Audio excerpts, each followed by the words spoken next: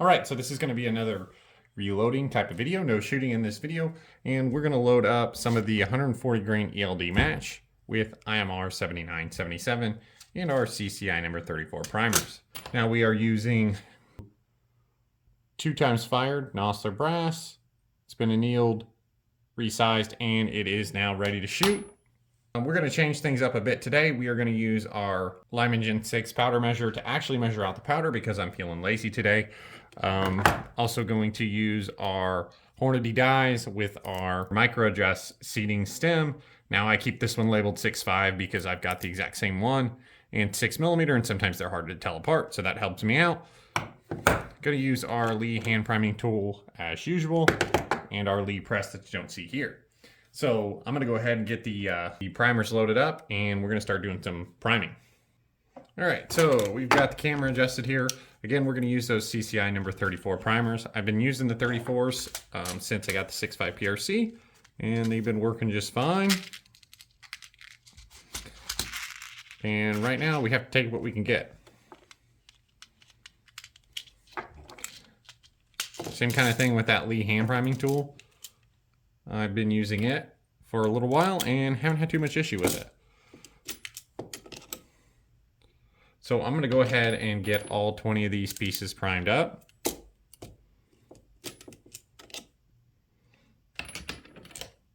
And then we'll go ahead and get some powder measured out.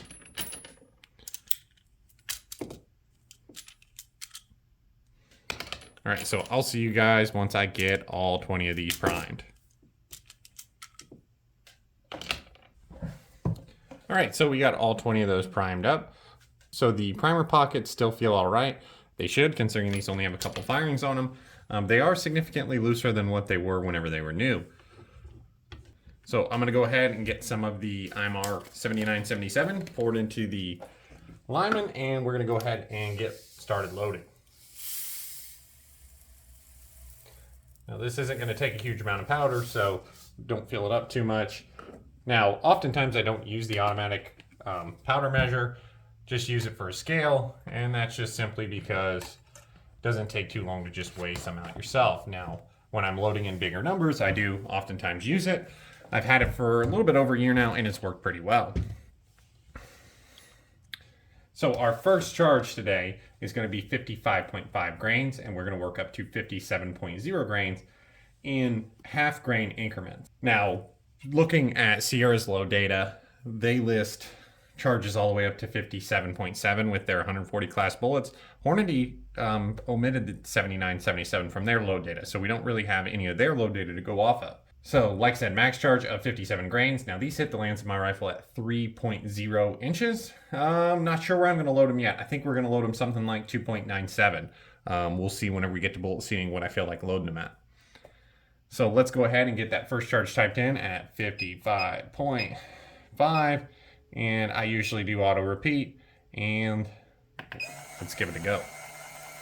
So, as you can see there, I keep my little brush that comes with the scale kind of sitting right there, and that helps if there's a charge that's just a little bit too light. You can kind of brush a couple extra pieces out. But usually it does pretty good getting exactly the number you put.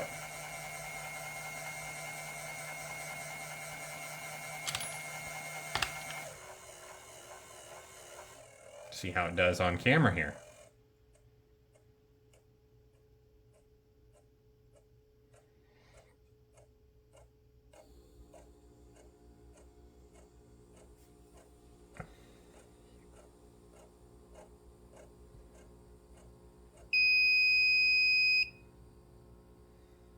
All right, so as you can see there, that first one hit perfect at 55.5. Gonna go ahead and drop that one in.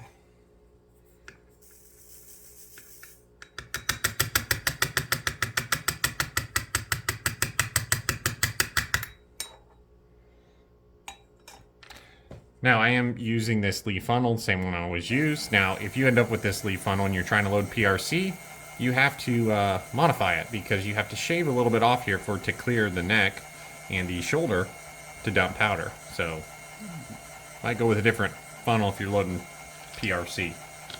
It works though, like I said, just had to cut a little bit off there.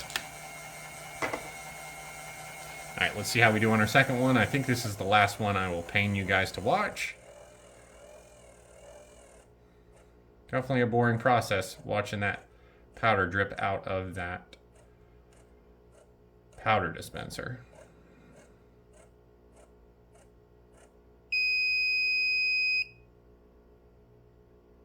All right, looks like it hit it perfect there at 55.5 again.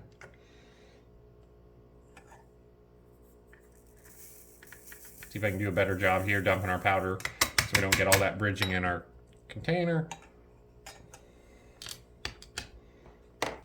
All right, so it's time to set up the bullet seating die. Again, this is a Hornady setup. So I keep this lock ring or bushing, whatever the heck it's called there, just pretty much locked down, ready to go. I oftentimes will use this die to seat both 6.5 Creedmoor and 6.5 PRC. So last check, make sure we've got powder in all of them. Just gonna take the first one and see if we backed out far enough. Yeah, so we're not even touching. So screw down till it touches. Now, usually what I do is I think, what did I say we're gonna do? I think we're gonna do 2.970, which is gonna give us 30 thousandths jump, 2.970. So let's just go down a bit to kind of get us started. Let's see where that leaves us. Okay, so we just barely seated that bullet there. Let's see where we're at.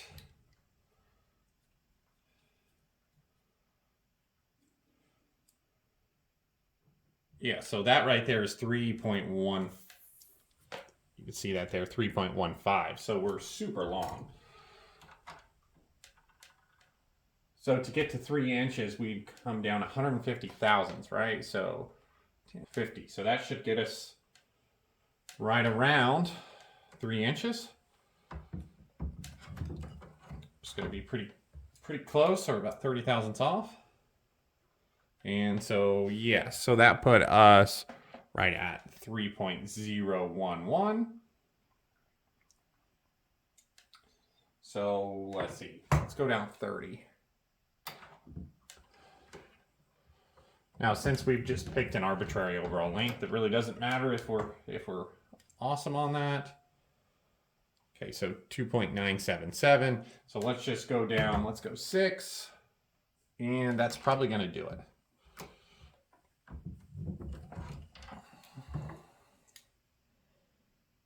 Yeah, so 2.971.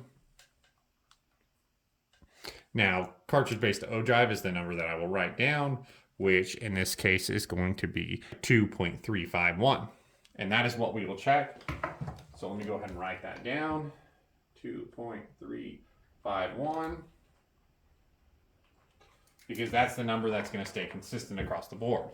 So let's go ahead and let's seat another one and see how it turns out.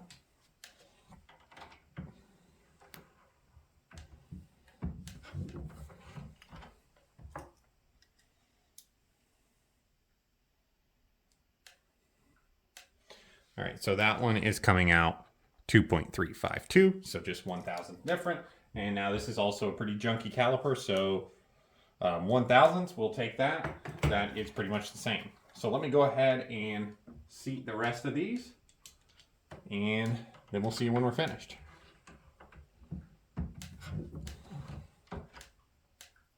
Alrighty, so I've got all 20 of them seated. Didn't have any issues seating them. None of them are compressed charges. Tough to hear there, but even our top load here is not a compressed charge. So really should be some pretty good loads to shoot. So stay tuned this weekend and we will see how these shoot out of my Bergara B14 HMR. Thank you guys for watching. See you next time.